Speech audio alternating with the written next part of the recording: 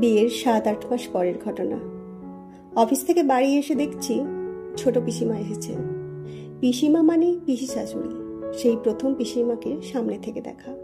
বিয়েতে আসতে পারেননি, তখন শরীর খারাপ ছিল। আমি বাড়ি ঢুকতেই আমার শাশুড়িমা বললেন, বৌমা, উনি হলেন তোমার ছোট পিসিমা।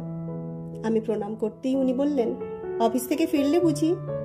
হ্যাঁ পিসিমা। প্রতিদিন এই টাইমেই বাড়ি ফেরো? হ্যাঁ।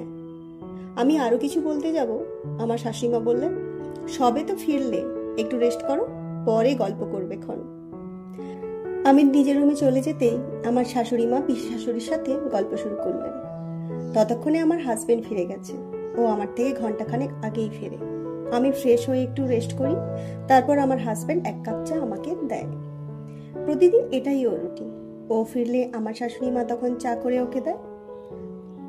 আমি যেহেতু পরে ফিরি, তাই আমার চাটা ওই করে দেয়। চা করে যখন আমার জন্য নিয়ে আসছিল, পিসিমার চোখে পড়ে এই ব্যাপারটা। তখন কিছু বলেননি উনি। ঘটনাটা ঘটলো আরও একটু পরে। রাতের রান্নাটা আমরাই করি, মানে আমি আর আমার হাজবেন্ড।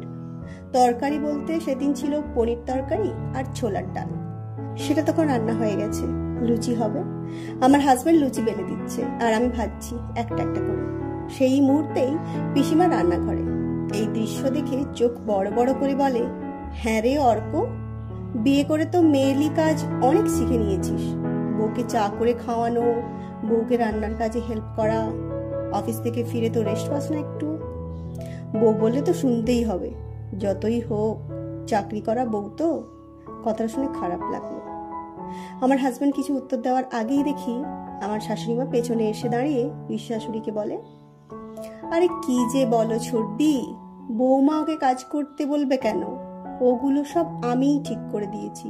অফিস থেকে তো বাবু একা ফেরে না, বৌমাও ফেরে। রেস্ট তো দুজনেরই পাওয়ার দরকার। সবাই যদি রেস্ট করে, খাওয়া দাওয়া তো বন্ধ থাকবে না। আর সকালের রান্নাটা আমি করে দিই। দুজনেই অফিস যায়।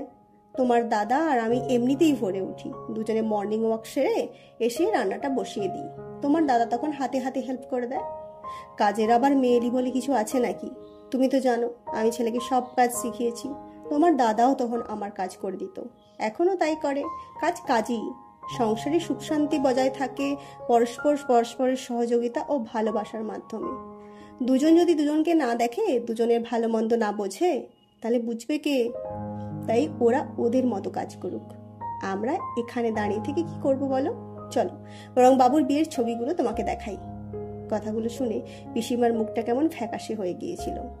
রান্নাঘর থেকে বেরিয়ে যাওয়ার সময় পিসিমার একটা কথা কানে এলো, বৌদি, এতটা লাই দিও না। আশকারা পেয়ে গেলে মাথায় চড়ে বসবে। নিজের ছেলের কথাটা ভাবো।